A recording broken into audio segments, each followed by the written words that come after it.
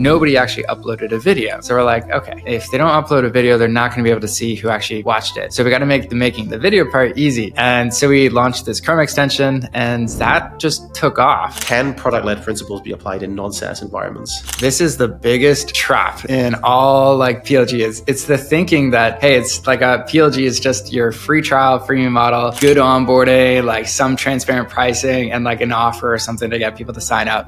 And that's what goes wrong. What is the big difference between a successful founder and one that's not? The one that's successful usually will be like, all right, let's roll up our sleeves. The whole experimentation mindset is actually crucial because the more you try, the more you learn. The more you learn, the more you're going to move further down the line. I had this one kind of like mentor in university who always said like, it's riskier to work for someone else than it is to work for yourself. How do you get buy-in when your first kind of PLG initiatives don't pay off? Because chances are the first versions will not necessarily nail it from the start.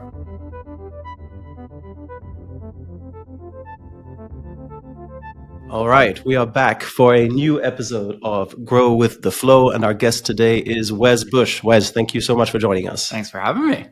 Wes, quick introduction, and I'm going to let you do most of the talking there, but for those of you who are not as familiar as Wes, if you've been living under a rock, Wes is the founder of ProductLed, which is a global leading, I guess, coaching company is one way to put it, although you guys do a lot more than that. But on LinkedIn, I think you guys describe yourselves as a coaching company for basically SaaS founders and GTM teams that want to adopt product-led growth.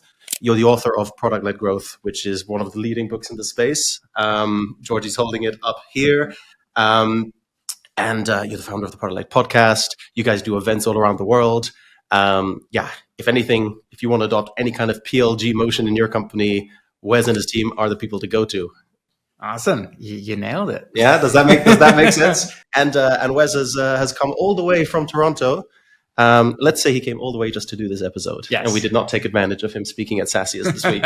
Not at all. Great. Well, thanks a lot for joining us. And today, as a first-time co-host, we've got Georgi. Woo. Hi, everyone. And we're going to dive right in. And the first question we always ask, gets the juices flowing, is, what is your origin story? How did you end up where you are today, and go back as far as you like? So as far as I like. So when I was 3, no kidding. I started somewhere where I was like, just started getting into the workforce. So I was first kind of job out of university was like working at a VC backed company, and they were like the SaaS business, completely sales led. And I remember marketing at this company, and I was like, marketing is okay, but I don't love, it was in the e-learning space. I was like, I don't love the learning and development space that much. So then I started the next opportunity at this company called Vidyard, which was then much more up my alley. I was like, I get to market to marketers. This is fantastic. But I was still doing the same thing, like digital marketing, getting leads for their sales team, up until the point where I was like, spending like $30,000 to $100,000 promoting like one white paper at a time. I was like, and then I always reflected back to like, how do I buy software? And I was like, I can't remember the last time I ever downloaded a white paper. Then I was like, oh, this is so good. Let me reach out to sales. And then I was like, let me buy this thing. Yeah. I was like, when I reflected back on how we're using Slack and all these other apps, I was like, this isn't how we purchased products. And so we ended up launching this free trial, and it actually bombed at Vidyard. I feel like we had a complex kind of advanced product where you would see exactly who watched your videos and whatnot. And so it took a little while to actually set it up. And so that didn't quite work. And we were like, okay, this free thing, I don't know if it's really that successful or not. And then luckily we decided to try again a second time. And this time we found out with the free trial, nobody actually uploaded a video. So we're like, okay, if they don't upload a video, they're not going to be able to see who actually watched it. So we got to make making the video part easy. And so we launched this Chrome extension, and that just took off. And so we had 100,000 people the first year. And then since then, there was millions of people that used it. And so that for me was okay, yes, this PLG thing, it works. And then since then, I've just been working with other companies to figure out how can we just get this predictable success with PLG. And so, that's what I've been working on ever since, just a ton of companies. And since then, we've helped 400 plus companies just implement product-led growth and learned a ton along the way, which I'm putting into my next book. Cool. What is the, I'm jumping ahead here. We'll jump back and forth a little bit. you wrote the book Product-Led Growth, which I think is basically like the 101 handbook for anyone who wants to get into this stuff. Yep. And you're now launching a new book. What changed in between these two books? Why another book? Yeah, I mean, I just like writing books. Not kidding. So that first one, like PLG, was really about, is this right for you? And so if you're introducing it or like creating a new category, I call it like there's like 3 sales you basically have to make. The first sale is like, are you bought into this kind of way of thinking, this overall kind of like PLG in general? Like, do you get it? Do you want this? And so you got to be like a check yes for that. And then the second kind of sale, if you will, before you can even get a customer is, are you bought it? Like, what is the best approach to do that? And so that's actually what this second book is. It's all about like, hey, here's our approach that we've used for helping all these other companies. You'll learn as you go through it that it's probably better than what you're doing right now. It's a lot better and it's easier to actually implement. So if you're bought into that approach, you will, once again, that's the second sale. You should agree, like, yes, I want that approach for our business. And then the third sale is finally like, what is the best way to do that? And it's like, hey, we literally have implementers that can work with your business to implement this with you.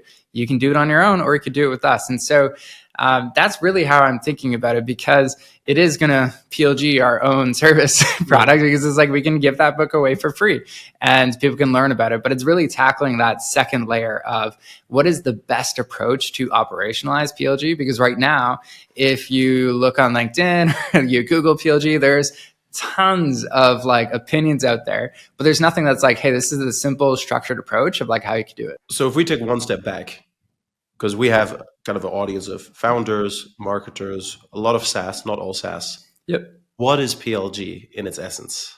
What is it all about? Yes. So I think at its core, it's like, how do you use your product to acquire, engage, monetize, and even expand customers? So just with the product itself. And that does not mean like you can't have a sales team at all or anything like that, but it means primarily like from that very first touch point, that's like whether it's a free product or something like that, you can get the value on your own, you can upgrade all on your own. And so I call that just being product led. Mm-hmm. Right. Just a simple but yet rather important question for you when we speak about product-led growth. Is it more of a freemium tactic or it's more of a free trial type of tactic? Like, what's the difference? What do you see due to your experience works better? And what would you advise people on when and what to use in that case? Yeah. And this is actually like at the very beginning of my new book, I always talk about that, where I'm like, this is the biggest trap in all like PLG is it's the thinking that, hey, it's like a PLG is just your free trial, freemium model, good onboarding, like some transparent pricing and like an offer or something to get people to sign up. And that's what goes wrong. Like back to that first example with Vidyard and the free trial, like why didn't it work? It's because we literally just did PLG. And I call that like surface level PLG. But there's all these other things below the surface that matter a lot more, which is like, do you have the right team with the right capabilities to do this well? Do you have like the right company level strategy that ties into like, how does PLG support how you're going to win as a business? Do you have the right data? Do you have like the right growth process and experimentation framework to kind of make this work too?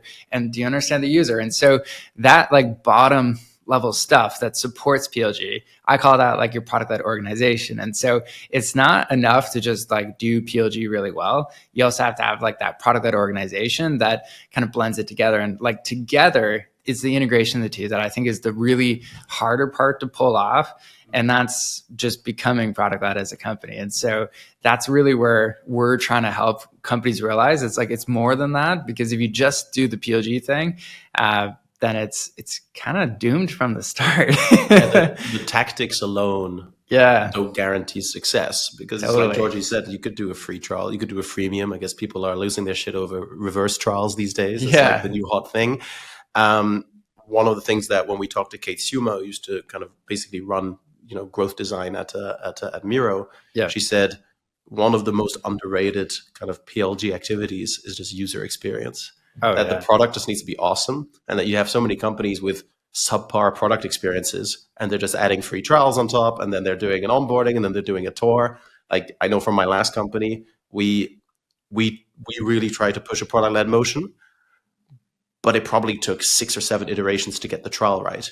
It probably took 10 iterations to get the tour right, because it's not just about having the tour, it's about making the tour really match that user experience and what the user is trying to get out of it, getting them to value as quickly as possible. Yeah. It's it's a tricky thing. So I agree. I think the mindset of the organization is really important.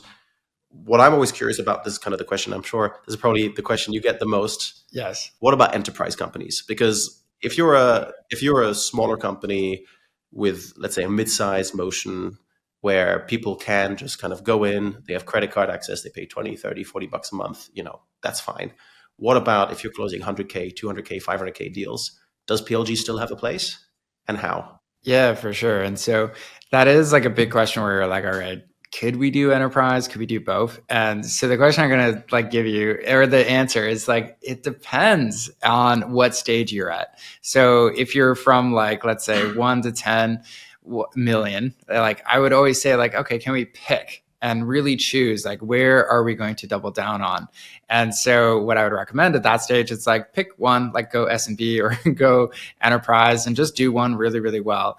However, I will say if you go down the enterprise road early on in your journey, what that often will look like is like whale hunting after a while. It's like, hey, like you will never, once you have like the big customers come in, you're like, oh, wow, that $1 million contract, all that stuff. It's really hard to go back to the product-led way where you're like, oh yeah, we got another like 100 a month like subscription, whoopee. And like it just never kind of compares. And so it's way harder to go back on that end. And so to the other side of it, where it's like, let's assume you've gone down the product-led path and now you're thinking, okay, we got this successful self-serve motion. It's working well. Can we do enterprise too? And I always say, yes, you can if you made that work.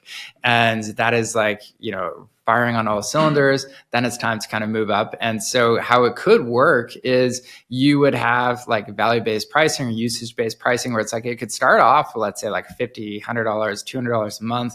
And then based on usage, they can grow into like a very large enterprise contract. And so that's like the ideal kind of scenario. You can also just have whether it's like a sales rep or somebody like that, reach out if you realize, oh yeah, like Microsoft signed up for an account and we could accelerate that, help them kind of champion this internally, make sure they get the full value of this product and provide value throughout that sales experience. So that's like kind of the two main ways I would go through it. It's just, I would caution it based on the initial part of what stage you're at. Got it. Yeah. It's when we speak about enterprise and including sales reps and whatsoever, there is yet another trend within the whole product-led growth, product-led sales movement. And I kind of spotted, but initially, what's the role of product-led sales and when would you include it within your product-led motion? And what are some actionable steps to recognize, okay, this is the time for us as a company to introduce it in order to scale further? Yeah, I would just bring it back to your strategy. Like, how are you planning on winning as a company? And so that's like the first thing. And how we do that with companies is we ask them like, okay, so where are we going to play as a company? And so is it going to be like the SMB space? Is it going to be enterprise?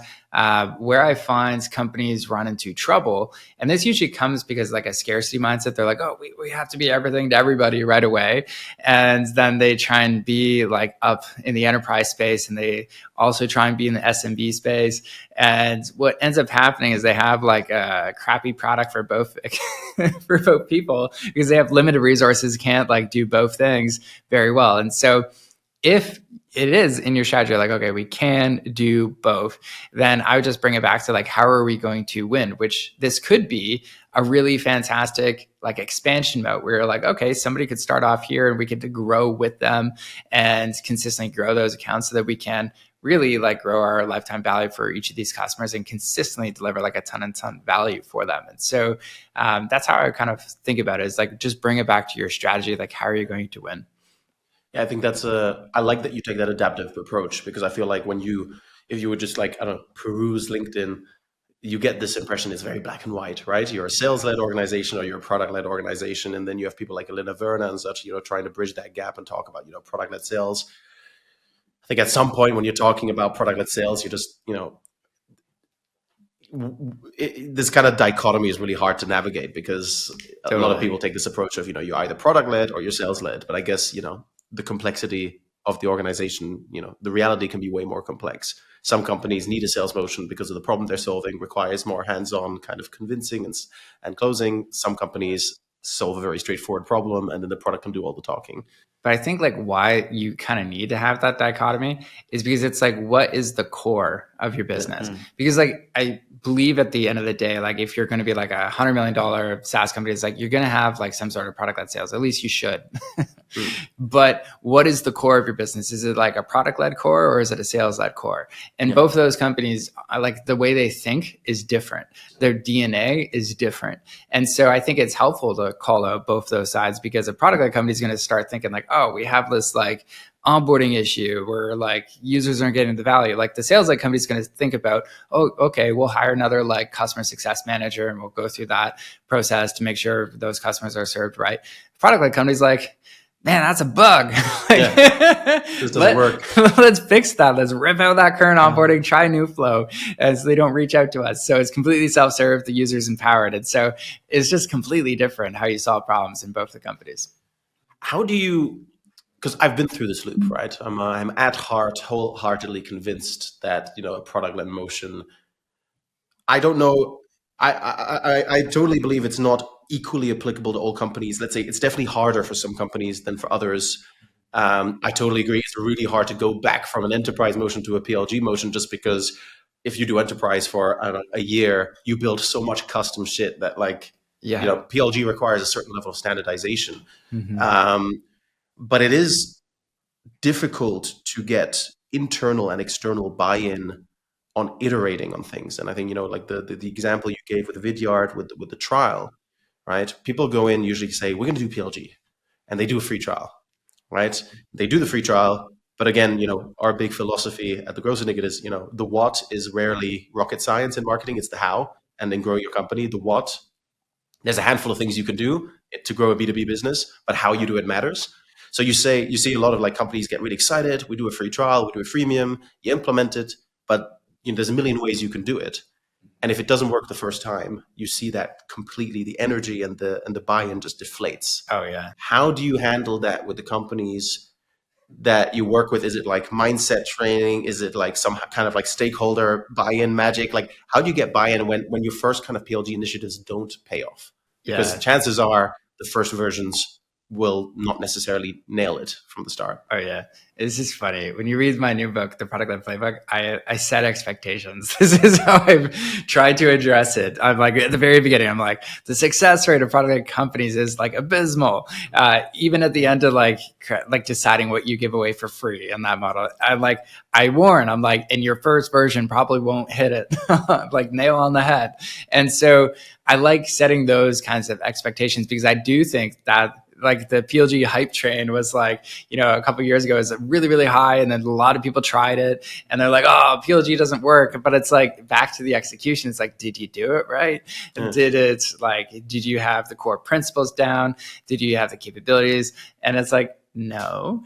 And so it's like, well, it's not like that shocking that some of those things work. So expectations is the first thing. And then I just want to educate people on like, there's a better approach to do it. And the order you do things actually matters a lot. So for instance, like I always start with like, what is your company level strategy? Get that locked down. Then it's like, okay, who's your ideal user? What's that person? Then it's like, once you know that user, then you can start to decide like, what is the ideal free model? What does that look like? Once you have your model, then it's like, then you can go through what is your ideal offer. Once you have the promise and the offer, it's like, then you should focus on your onboarding. Once you do your onboarding, it's like pricing. Once you get your pricing, it's like data. Understand the biggest bottlenecks. Once you have that, then it's like your growth process. Once you have a growth process, then you can go back to your team. And so there's like a logical order to all of this that many people don't know. And so if you follow it, you can save a lot of the kind of rookie mistakes too. Yeah. Yeah. And there's so much that goes into it. Like you say pricing already, like in PLG, a pricing is so many things. Oh yeah. It's what do you give away for free? How do you implement, like, I remember we got stuck on practical things. Like we were like, okay, we totally get it. This we give away for free and this needs to be paid. But then you still need to develop it and you need to dedicate developer resources for sure to build feature discrimination or, feature exclusions from certain plans and upgrade mechanisms. And if you're an early stage company trying to build the actual product, totally, it's really hard to justify putting time into this kind of thing. So we try to fix it by just saying, okay, you know what, we're not going to actually implement the feature discrimination. We're just going to look at the data, and if somebody exceeds it, we're just going to reach out and be like, yo, you passed your plan limits. Yeah. How do you get that? When should you start focusing on PLG? I think do you need to first get your product down and then start thinking about it, or is it a decision you need to make from the very beginning and say and build it with that in mind? Like, I'm building a product that is self-servable. Yeah. I mean, you should always have in the back of your head, like, kind of what go-to-market motion might make most sense. But I would definitely recommend, like, don't be like, okay, we're self-serve from day one. This is exactly how we're going to do it. I always do like founder-led sales. I think like if you skip that step, bad news, because you're going to miss out on so much learning. And like when you're doing the sales, the benefit of doing that as a founder is you're going to understand very quickly, like what resonates, what doesn't. You're testing your value prop. You're testing out, will people buy this or not? And so at least I always recommend get like 10, 20, 30 customers, whatever it takes to feel like you have that kind of consistency that, okay, this is like working really well. People really want this. The product's delivering on its value. You've got like that feedback loop down.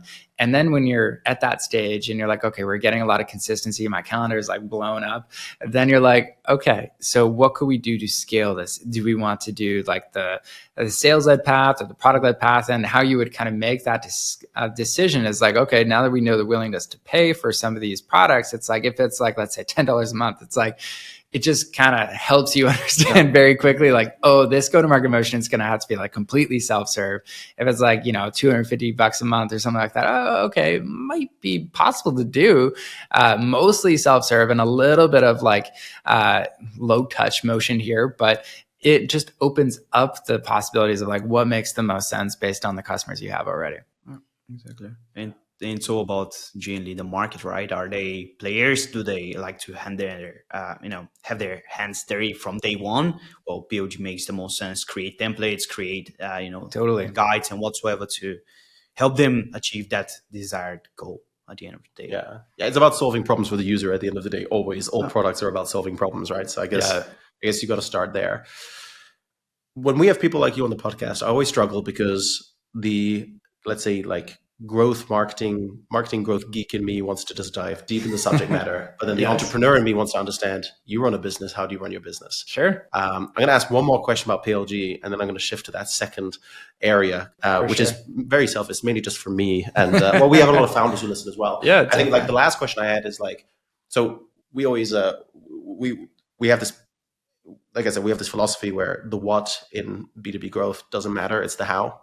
Right. And we always say there's kind of 4 ways you can grow your business, and that's search, thought leadership. Probably should know this by heart. Search, thought leadership, outbound, and PLG. Yeah. Like those are kind of like your 4. Maybe partnerships, and then people can say, "Oh, what about events? What about brand?" We put that all under thought leadership. Okay. PLG is a really strong motion, but we see this primarily in SaaS.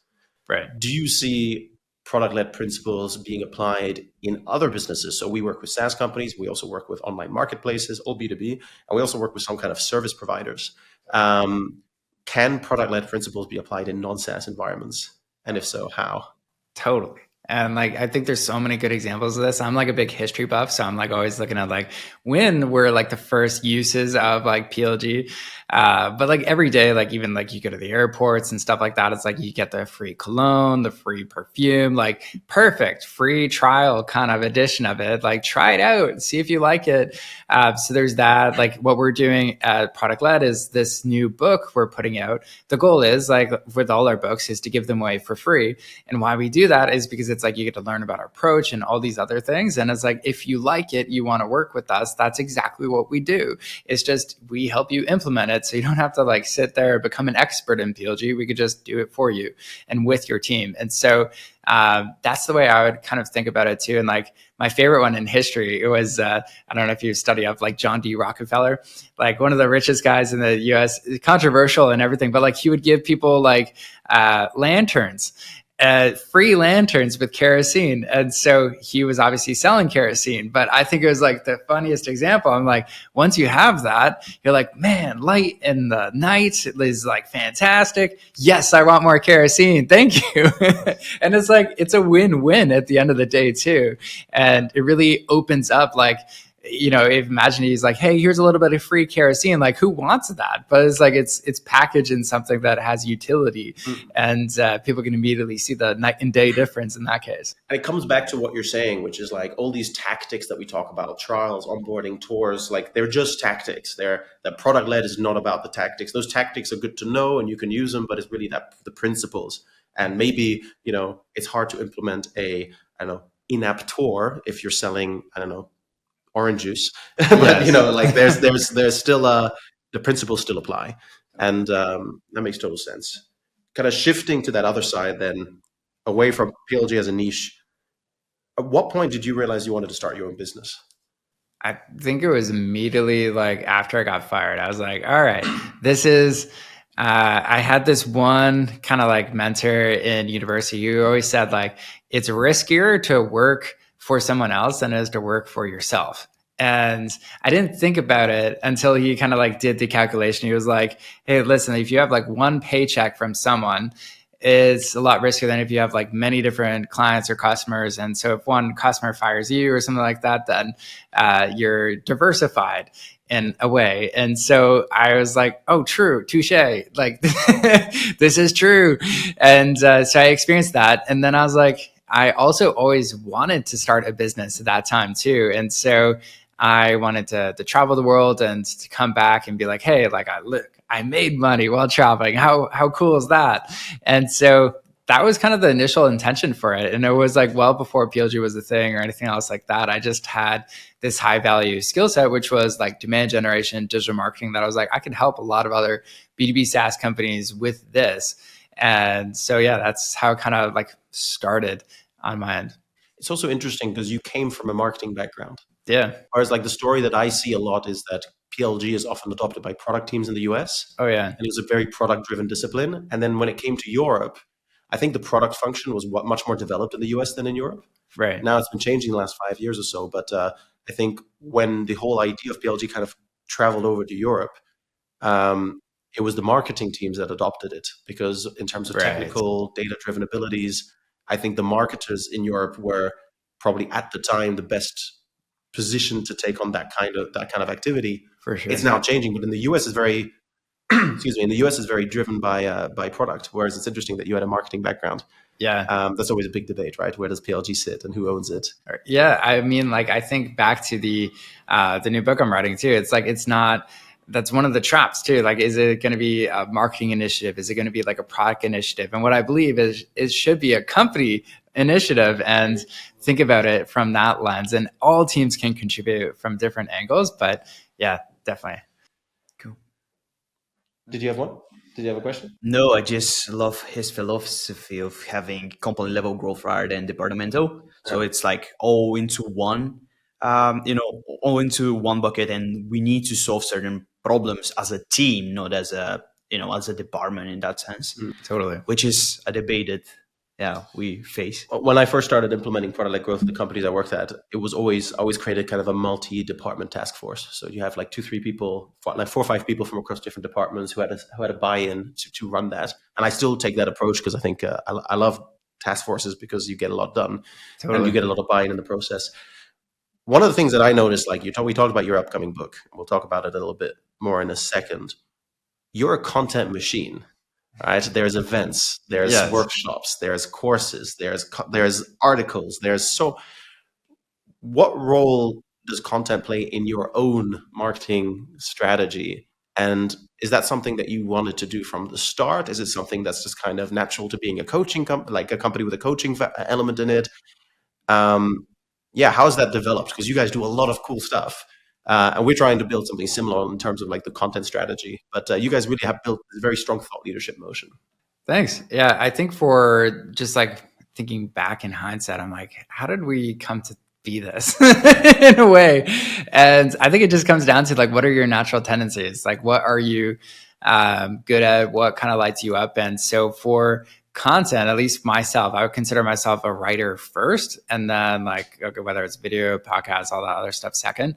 But the writing for me, it helps me clarify my ideas. So that's why I write books. The whole like PLG book before, the reason why I decided to write it is like I did this course with CXL on like product-led growth. And I remember at the end of that course, I was like, I went into it like I thought my knowledge of PLG was here. And then by the time I finished the course, I was like, damn, it's down here. And so it was just like, I really have to understand this more. And there was curiosity in it. And at that time, like everyone was talking about PLG. And I was like, I really got to dive into this and understand it better. And so that was the whole book. And then this upcoming one, this one was like, okay, we had 324 plus customers when I analyzed it like a year and a half ago. And I was like, what separates the ones that like really see good success versus the ones that don't? And so we identified like there's these 9 core kind of components that have like a make or break difference if you implement them right. And so that's why like we decided to write about that. And the content is just a matter of like fleshing it out, see what resonates, what doesn't. Like our sticky point of view, I remember it's like PLG is more than a free trial. Like that was a LinkedIn post. It's just, oh, that hit home. It got like 400 likes or something like that. And people are commenting and like it was memorable, the iceberg.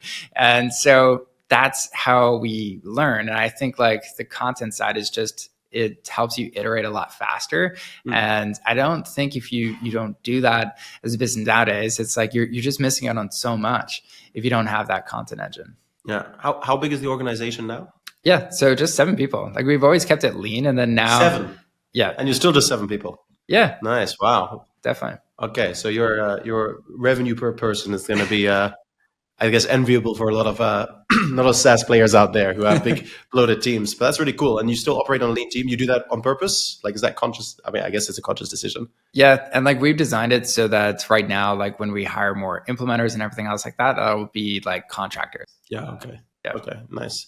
And then you guys work both, you do it for companies, but you also help coach existing teams, or is it only coaching existing teams? What's the kind of MO there? Yeah, so like how it really works is we will have like a product-led implementer. We'll train them, and then they will work with the leadership teams of the companies. And how it typically will look like is it'll be like either a weekly or a bi-weekly workshop where they'll go through and implement like those 9 components we talked about. So like the strategy, what does that look like for the company, their ideal user, the model, the like offer, the onboarding. And so they'll just go through each of those pieces with the leadership team. And then if, for instance, like in the offer, it might be more marketing heavy. And so we'll just kind of like craft that specific team, and then they'll help them execute on some of those pieces too.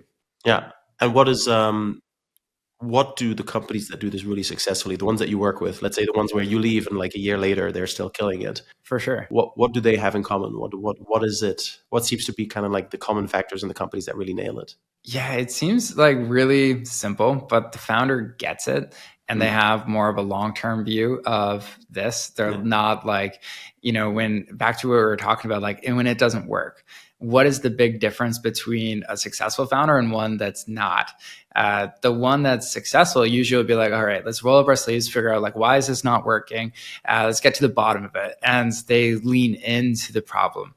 The unsuccessful founders will be like, oh, there's this other thing called community-led marketing. Let's do that this week. And like, they're just consistently rotating things. Yeah. Yeah, I think sorry, go for it. No, yeah, I was about to say the whole experimentation mindset is actually crucial, because the more you try, the more you learn. The more you learn, the more you're going to move further down the line. I think McKinsey did a research on that. Generally, 80% of teams that happen to fail and learn, but not fast, generally just following this whole process of continuous learning, happen to move 80% faster than the rest of their market. So that's a huge stat if you take a look at it. Totally. Yeah. We see it a lot as well. I think it comes down to what you said, which is like, it's about making a strategic decision. Yeah. If you're looking at PLG as like this kind of patch, or this kind of, if you see it as a hack, or like this thing that we're just going to suddenly do and it's just going to change everything. Like, Totally. Everybody wants that silver bullet. If you look at it like that, you just don't have the roots and the conviction to iterate when it's hard. Whereas, and I think that is kind of the tough thing with PLG. I think people have way less patience for it. Whereas, if your sales motion isn't working, nobody goes like, oh, let's stop doing sales. Yeah. Nobody ever says that. They say, oh, maybe we find a new salesperson, or maybe we, try to change our pitch, or maybe we need to change the activities or the outreach, or get on a call sooner. Like, there's a lot of appetite to optimize sales. Yeah. there is not always that appetite to give PLG a chance and make it work. It's kind of like this thing that has to kind of just work out of the box. Otherwise, people aren't willing to do it. At least that type of founder you just described. That's Totally. quite common. And what you mentioned there, the one word that I think is really worth double taking on is conviction. It's like you got to have that conviction that like, hey, this is the right path forward. And that's like whenever we go through the strategy component, that's like also one of those big things where it's like, do you have the conviction to sit with this? Even when it doesn't feel like it's the right option, but you're going to see it through for a certain point in time to be like, is this the right path forward? Because there's like this 40 to 70% rule where it's like, if you have less than 40% of the data and you make a decision, it's like, well, you're probably like, you should have got at least 40% of the data to kind of make a decision. And if it's over 70%, it's like you waited too long and everybody's going to know about that That's opportunity. I love the Colin Powell 40-70 thing, right? Yeah, So I love exactly. that. I use that as well. I think we went from nobody using data, I don't know, 15 years ago, to everyone just now obsessing over every bit of data. Totally. And like, yeah, you just need the right amount to make a good decision. And it's usually not perfect data that you need in order to make a good decision. I totally agree. Shall we move on to the next segment? Yeah, considering the time, a few fixed questions from our side. Sure. Super easy going. So first thing first, what's a controversial opinion that you have? It's a lot. Okay. Trying to think of some. The first one that comes to mind is it's not really that controversial, but like I always believe like hard choices, easy life. Easy choices, hard life. And what that basically means is like you lean into the hard stuff, because like if you work out, let's say every single day, it's like the easy life you're going to enjoy is you can live longer, have a better, like hopefully health and all that stuff. But yeah, some of those other choices are like, it's the easy stuff that gets you stuck in life. Yeah. Awesome. Oh, I really like that because I happen to work out as well myself. You're like, yes, I'm making the hard choices. Like there's somebody who understands it. He's the workout guy in our company. Nice. Okay, cool. So up to the next one. What is the biggest fail that you ever faced? Ooh, there's so many.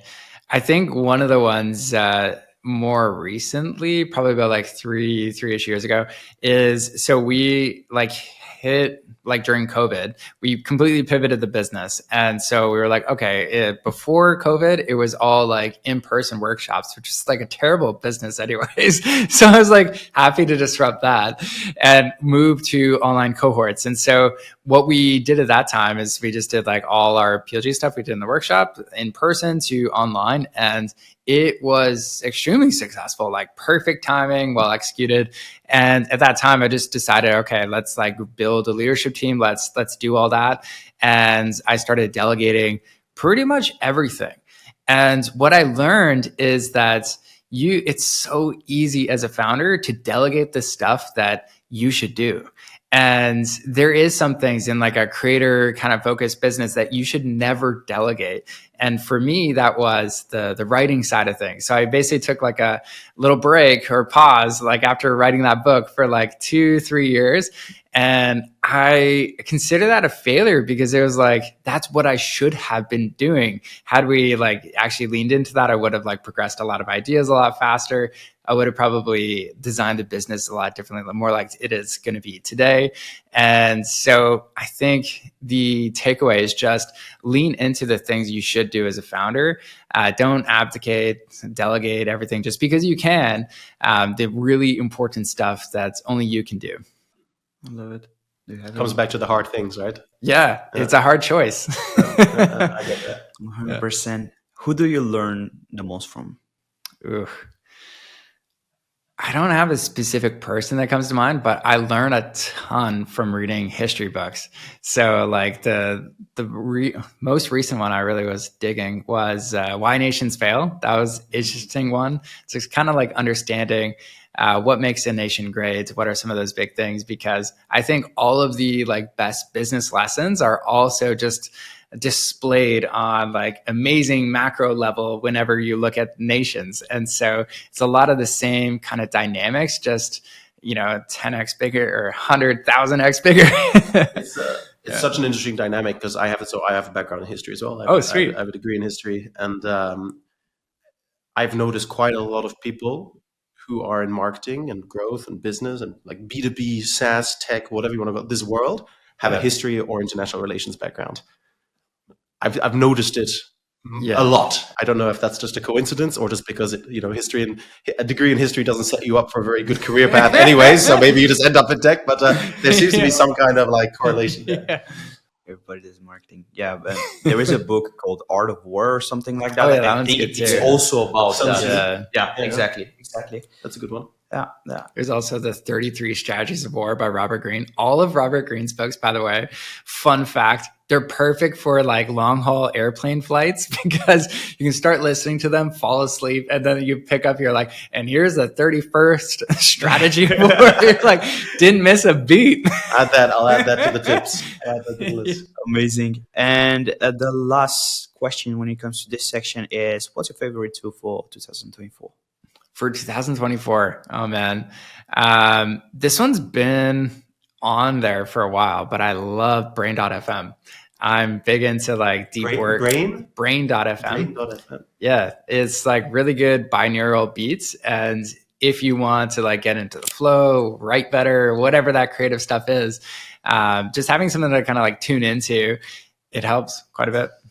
Nice. We have I think living in Amsterdam, a lot of people like to get into their deep house techno. I'm usually sitting there listening to like Korn or like Iron Maiden or something like on the other side of the spectrum. But it's a good tip. I'll take it out as well. I think definitely when there's no words in the songs, it does help you focus. Oh yeah, definitely. For sure. Cool. We have then the next segment where we kind of just pull out a LinkedIn post. This one here, I mean, we've talked about it already at length, but essentially you announced a few weeks ago that you would be announcing the announcement date for your upcoming book. We've touched upon it here, but maybe just briefly, how has this process been for writing the book? What made you do it? And what can people expect? And when is it coming out? Yeah, I mean, this book specifically, I don't think I've done anything harder. This one's been about 2 years in the making now, and it has pushed me more than anything else because like it's, I would call it like a business builder book. So it's not even like just a regular book. It's like literally as I created this book, we built the business in tandem with the book. So that means everything like our core process, our core system that we like utilize for our clients, it's the book. And so that's been really, really kind of fun to kind of go through and operationalize. And so it's helped us simplify so many things across the board. And so that's probably what I'm most proud of. Like the business is the book at the end of the day. And the launch date though is this coming October 8th. So it's coming up very shortly. Almost next week. It's not next week. I think it's just the week after. Yes. I think this will probably air after the book is out, but then people can grab it. Where can they get it? Yes, they can get it on Amazon. They just search Product-Led Playbook. Nice. Awesome.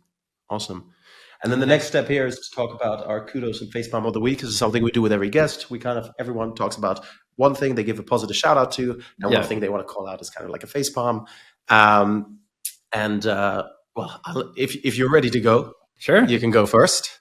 Yes, for the kudos. Yeah, let's go. Start positive. All right, yeah. So for the kudos, I think just like the team for building the book, that has been crazy. Just like the amount of like hours and stuff, just to the audiobook, the Kindle, paperback, hardcover. That's one of the things we forgot about since it's been a few years since we've done the last book. We're like, oh my goodness, there is so much prep to just get things to the finish line. So yeah, huge kudos to them. It's everybody might see me at like, oh, the face of product-led kind of thing, but it's like, that's only possible because everybody that's helping out on the back end. Awesome.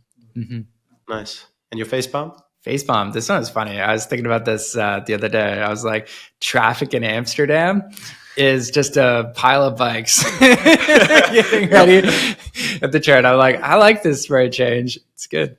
Yeah, I mean, I have a car, but I live near the center of Amsterdam, but close enough to the motorway. I never take my car into town. Yeah. It's just not worth it. You just take a bike or you take public transport. Every once in a while, I take public transport. I'm like, whoa, there's public transport here. We even forget it. Georgi, you want to go next? My kudos go to Canva because after they initially have been acquired, they are doing amazing job at their product-led growth actually motion. So first thing first is their sign-up flow, and second thing, which actually I happened to experience last night, due to the fact that I really wanted to cancel my Canva subscription now, find a way to delete background in another way without paying. Long story short, they have 4-step cancellation flow. First thing was initially to introduce my usage metrics. So the amount of times that I have used my branded kit, or the amount of times that I have deleted background of certain images. And this reminds you of the usage that, is so vital to me. Yeah. Cool.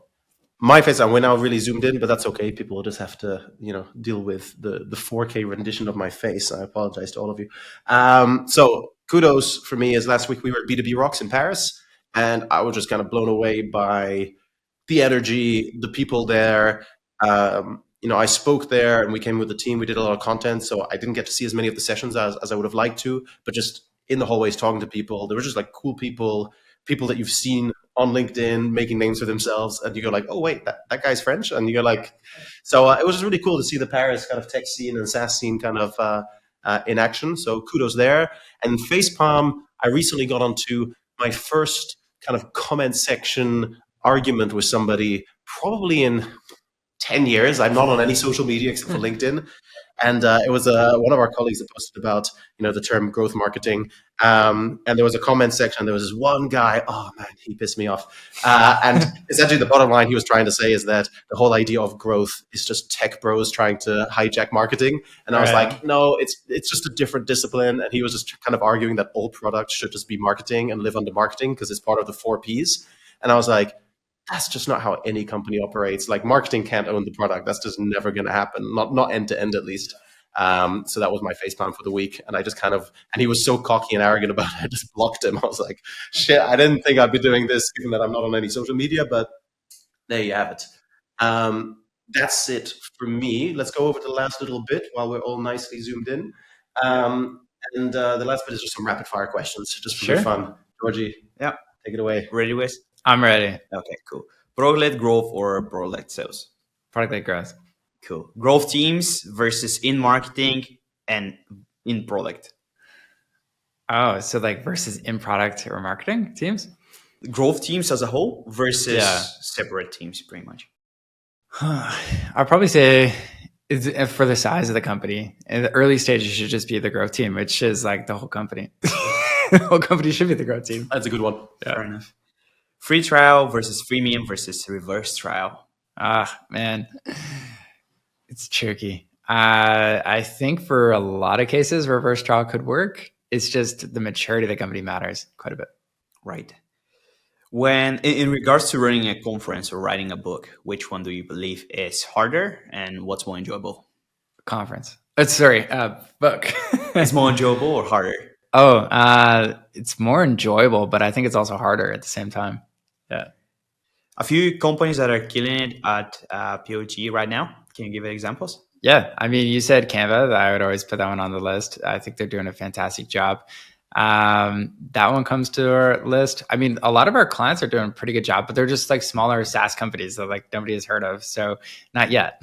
Okay. So I'll give a shout out to our clients. Maybe we need to pay more attention to your LinkedIn and we'll figure it out. Cool. And what would be a book that you recommend outside of yours and outside of the one that you just mentioned regarding the historical strategies? Yeah. A good book. I think like I always just go back to, if you want to understand like business strategy, there's a ton of good ones. There's Playing to Win is a pretty good one from like Roger A. Martin, RJ L. Lafley. And that one just kind of teaches you a bit more about like how to think about strategy. It's a bit like advanced, like for the average organization, like it's geared more to Fortune 500 companies. But overall, I think it teaches a lot of people more about strategy. Perfect. Awesome. Wes, thank you so much for taking the time. Is there anything you want to share with our audience before heading off into your stay here in Amsterdam? Yeah, I mean, if you want to learn more about product-led growth, I couldn't recommend the book enough, but the product-led playbook is just the go-to kind of like playbook you should check out if you want to learn how to do it. Perfect. Wes, thank you so much. No worries. Thanks for having me.